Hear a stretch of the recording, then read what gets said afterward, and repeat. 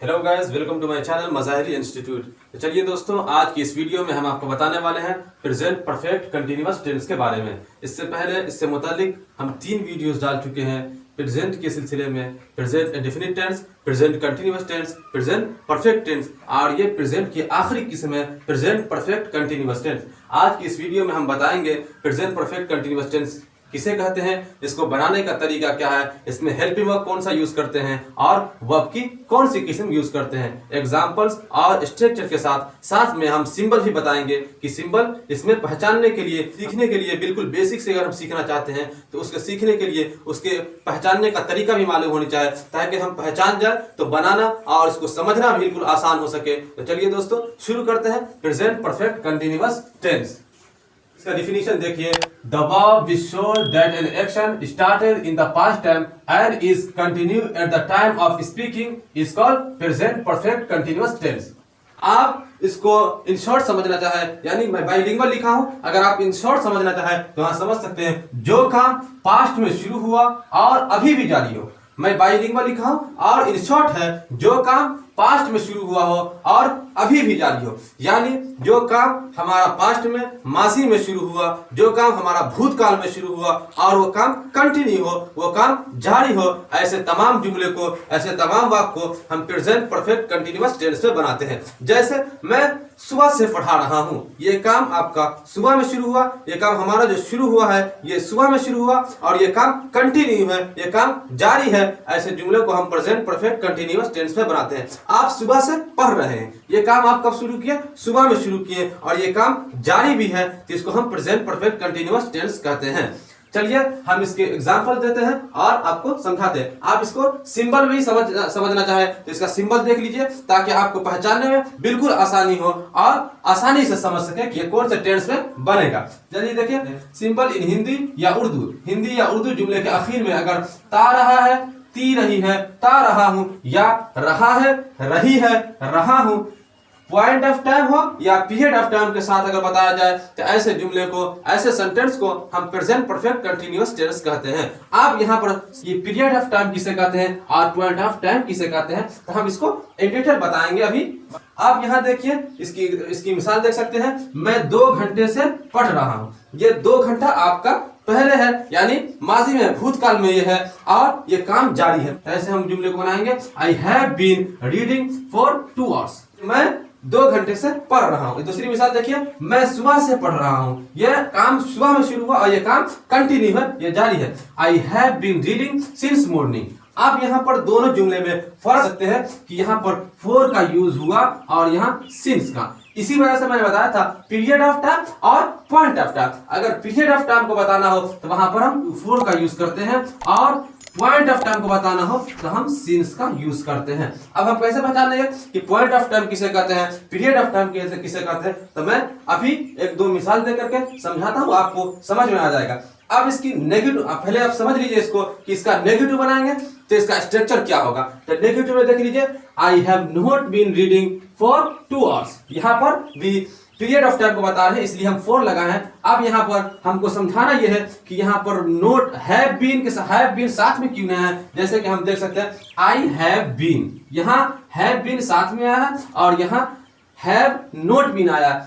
यहाँ नेगेटिव बनाने के लिए हमेशा याद रखिए कि आपका स्ट्रक्चर जो है हैव या हैव बीन या हैज बीन जिसे हम कहते हैं, इसका हेल्पिंग वर्ब है हैव बीन या हैज बीन। तो हैव बीन आपका जिस तरीके से प्रेजेंट कंटिन्यूअस में आया था उसी तरीके से आपका हैव यूज इसमें होगा। जैसे इंटरोगेटिव बनाएंगे तो हैव को शुरू में लगाएंगे, इंटरोगेटिव नेगेटिव बनाएंगे फिर भी हैव को शुरू में लगाएंगे, WH वर्ड से शुरू होने वाला सवालिया जुमला बनाएंगे तो हम हेल्पिंग वर्ब WH वर्ड के फौरन बाद लगाएंगे। लेकिन यहाँ पर फर्क असल पड़ता है बीन का, कि बीन कहाँ यूज करेंगे। बीन असल हमेशा याद करें, नेगेटिव अगर हम कभी भी बनाते हैं तो हम बीन का प्रयोग नोट के बाद ही करेंगे, यानी नोट जब लिख दिए हम, नोट के बाद हम बीन का यूज करेंगे।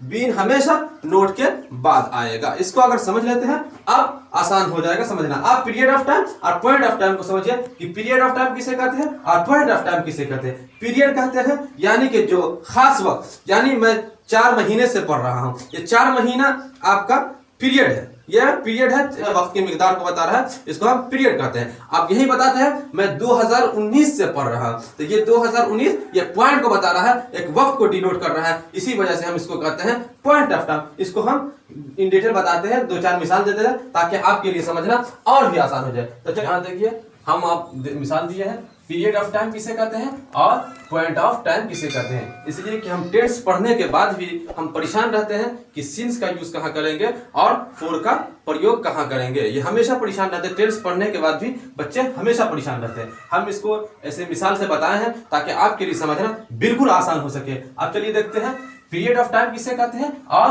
पॉइंट ऑफ टाइम किसे कहते हैं। एक के लिए आता है पीरियड ऑफ टाइम के लिए आता है फोर और पॉइंट ऑफ टाइम के लिए आता है सिंस। दोनों की मीनिंग एक ही है, यानी कि से, यानी सुबह से 10 बजे से, ये दोनों की मीनिंग एक ही है। आप देख सकते हैं 2 घंटे से। अब 2 घंटे से ये आपके पीरियड को बता रहा है, यानी टाइम की मिकदार को बता रहा है कि 2 घंटे से। यहां देख सकते हैं फॉर 2 आवर्स। आप यहां देख सकते हैं 3 दिनों से, फॉर 3 डेज। यहां भी आपके पीरियड को बता रहा है कि कितने दिन, यानी कि दिनों की मिकदार को बताना चाह रहा है कि फॉर 3 डेज। आप यहाँ देखते हैं कुछ सालों से, यहाँ साल की मिकदार को बता रहा है कि कुछ सालों से, यानी कि फॉर सम इयर्स।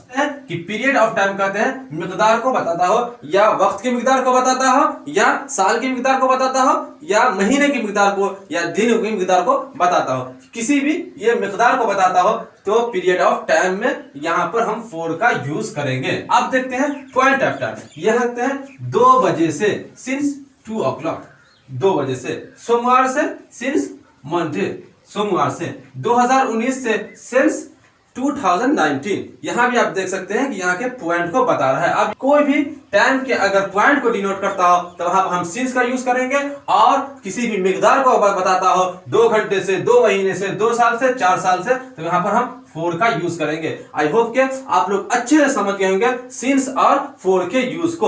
अब देखते हैं कि हम प्रेजेंट परफेक्ट कंटीन्यूअस टेंस बनाएंगे तो हम वर्ब की कौन सी किस्म को यूज करेंगे। यहां देख सकते हैं वर्ब की चौथी फॉर्म, जिसको हम आईएनजी फॉर्म भी कहते हैं, या वर्ब की पहली किस्म में अगर हम आईएनजी लगाते हैं तो हम वर्ब की चौथी फॉर्म हो जाता है। अब देखते हैं हेल्पिंग वर्ब कौन सा यूज करेंगे। जिस तरीके से हम प्रेजेंट इंडेफिनिट टेंस में, प्रेजेंट कंटीन्यूअस में, प्रेजेंट परफेक्ट में, अब हमारा जो है प्रेजेंट परफेक्ट कंटीन्यूअस, इसमें हम कौन से हेल्पिंग वर्ब का यूज करेंगे। यहाँ है हैव बीन और हैज बीन, हैव बीन और हैज बीन। यहाँ हैव बीन आता है I, we, you, they, and plural number के साथ आपका आएगा have been, he, she, it, and singular number के साथ हैज बीन। हमने आपको पहले बताया था कि अगर नोट लगाएगा, यानी कि नेगेटिव सेंटेंस बनाएंगे, चाहे वो इंटरोगेटिव नेगेटिव हो या अफर्मेटिव नेगेटिव हो, कोई भी अगर हम नेगेटिव सेंटेंस बनाएंगे तो वहां पर हम बीन का इस्तेमाल नोट के बाद ही करेंगे।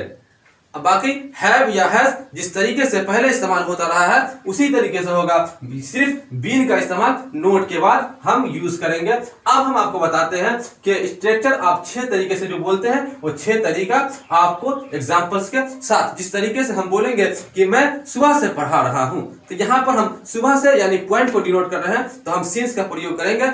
I have been teaching since morning, I have not been teaching since morning. यहाँ पर नोट के बाद सिंस का प्रयोग करें। Have I been teaching since morning, have I not been teaching since morning, why have I been teaching since morning, why have I not been teaching since morning. अब यहाँ पर हैव को जगह पर, आई की जगह पर यू लगाए, दे लगाए, सिंगुलर को किसी में से ले लीजिए सब्जेक्ट, और आप दिखाते जाए, आपका सेंटेंस तैयार हो जाएगा प्रेजेंट परफेक्ट। आप चलते हैं, शुरू करते हैं स्ट्रक्चर और एग्जाम्पल्स के साथ। तो चलिए दोस्तों,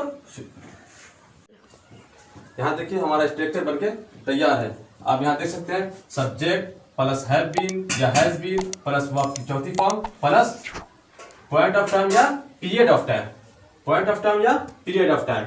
आप यहाँ देख सकते हैं I have been reading for, I have been reading since morning. यहाँ मॉर्निंग की वजह से यहाँ पर आपका सिंस आया है, ये जो है ये आया सिंस आपका मॉर्निंग की वजह से। अगर हम 2 घंटे से पढ़ रहा हूं तो यहाँ पर फोर का यूज होगा, यहाँ पर सिंस का यूज नहीं होता। लेकिन सुबह से तो ये आपका पॉइंट बता रहा है, इसी वजह से आपका सिंस आया है। सब्जेक्ट प्लस हैव बीन या हैज बीन प्लस वर्ब की चौथी form plus point of time या period of time. I have been reading since morning, मैं सुबह से पढ़ रहा हूं। यहाँ आपका इसका नेगेटिव देख सकते हैं, ये आपका अफर्मेटिव सेंटेंस हुआ। यहाँ आप नेगेटिव स्ट्रक्चर देख सकते हैं, सब्जेक्ट प्लस हैव या has plus not plus been plus verb की चौथी फॉर्म जिसे हम आईएनजी फॉर्म कहते हैं, प्लस पीरियड ऑफ टाइम या point of time. I have not been reading since morning, मैं सुबह से नहीं पढ़ रहा हूं। ये आपका नेगेटिव सेंटेंस हुआ। आप देखते हैं इंट्रोगेटिव सेंटेंस। आप यहां पर एक बात याद रखते हैं कि हैव क्यों आया और हैज क्यों आया। तो इससे पहले मैंने बता चुका हूं कि हैव क्यों आता है और हैज क्यों आता है। हेल्पिंग वर्ब जो मैं बताया था तो उसमें देख सकते थे कि प्लूरल के लिए हैव बीन या हैव बीन और सिंगुलर बताने के लिए हैज बीन का प्रयोग करेंगे। अब देखिए इंट्रोगेटिव, हैव या has plus subject plus been plus verb की चौथी form plus period of time या point of time plus question mark.